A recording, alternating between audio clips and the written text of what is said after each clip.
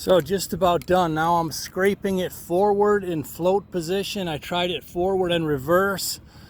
Forward actually works pretty well, and then I'm going to shove these two piles a little bit farther back. We'll test out the track power a little bit more.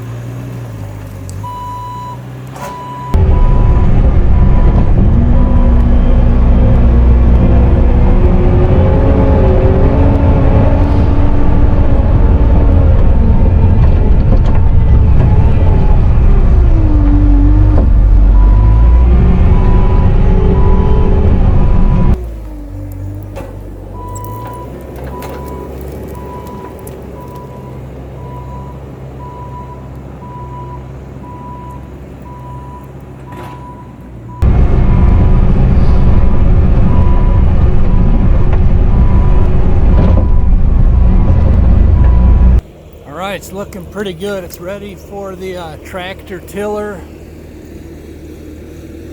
but I'll probably let this, kind of sit and rot for just a little bit.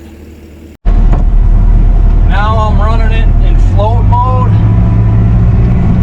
just kind of doing a drag to help flatten it out, and it's picking up some more loose stuff on the way through. It's definitely ready for the tractor tiller. Looking pretty good.